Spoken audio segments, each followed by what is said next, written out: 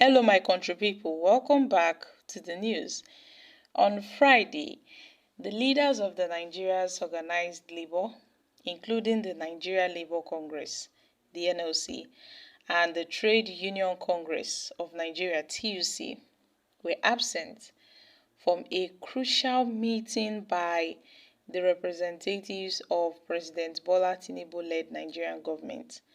And this meeting was a last-ditch effort to avert the planned nationwide strike scheduled for October 3rd. The absence of the labor leaders was attributed to the government's late invitation, which clashed with their pre-scheduled commitments outside of Abuja, the capital city. Initially planned for noon at the Aso Villa conference room of the Office of the Chief of Staff to the President. The meeting was later rescheduled for the evening, allowing the NLC and the TUC leaders to attend.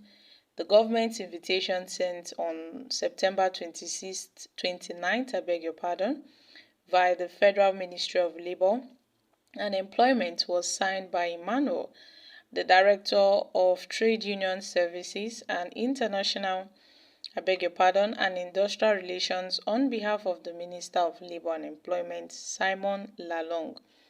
The latter conveyed the government's concern with the impending labour strike and requested the presence of the TUC leadership. In response, the TUC and the NLC jointly penned a letter on September 29th, expressing their regret for being unable to attend the meeting due to their commitment outside Abuja. They cited short notice as a significant logistical challenge and requested the rescheduling of the meeting to ensure that discussions accurately represented their collective stand. The labor unions had previously declared an indefinite strike set to commence on October 3rd, and the strike objectives include pressuring the government to address the perceived insensitivity to the plight of Nigerians, especially in the light of the removal of the petrol subsidies and the government's perceived lack of, initiative to address crucial issues. And in summary, the government's efforts to avert the nationwide strike by engaging labor leaders were hindered by a late invitation, leading to a postponement of the meeting. And the labor union expressed the need for a rescheduled meeting to ensure a collective stand was accurately represented in discussions regarding the impending strike. So, my country people, what are your thoughts on this issue? We know that the labor union, the NLC, the Nigerian Labour Congress, and the Trade Union Congress, they've all joined forces together to embark on an indefinite strike. And the word strike is what the federal government, they always hear. The NLC might be telling the government that what you are doing is not fair, but once they make a declaration on them embarking on a strike, you see the government trying to make hasty move or trying to set hasty meetings with the NLC in a bid to halt their planned or scheduled strike or protest. And to some extent, other forces have joined this NLC. Other groups, they've joined the NLC now.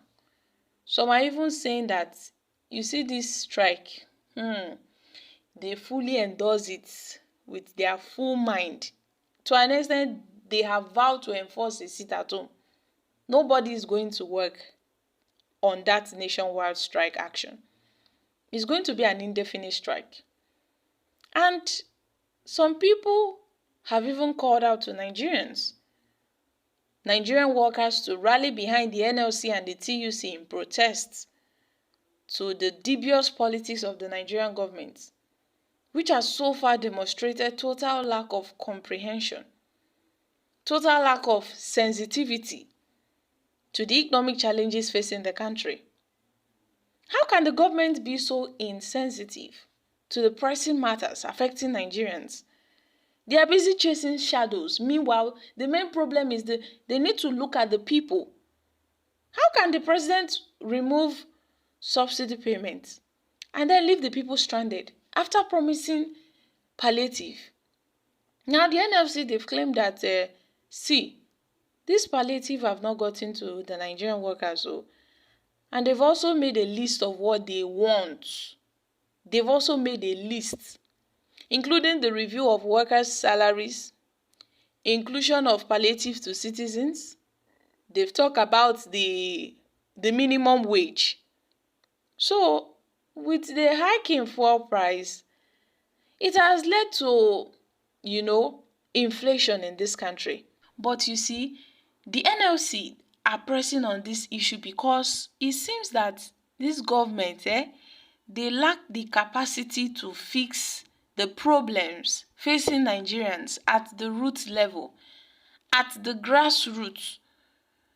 The government talked about a reduction in cost of governance, yet Tinubu's administration is deliberately not, focusing on that aspect. When you see, you will know that Tinubu's administration has the highest number of ministers and the largest cabinet in Nigeria's history, and yet the same government claimed they would focus on reducing the cost of governance. So they are also pointing fingers at the National Assembly now. The money that was given to them, about 70 billion naira. Meanwhile, the masses, each state is to receive 5 billion naira. Now, the masses could barely cope with the cost of living in this country. Some could even boast to afford 1 square meal. That's why the NLC and the TUC, they are calling on Nigerians. They've called on the federal government to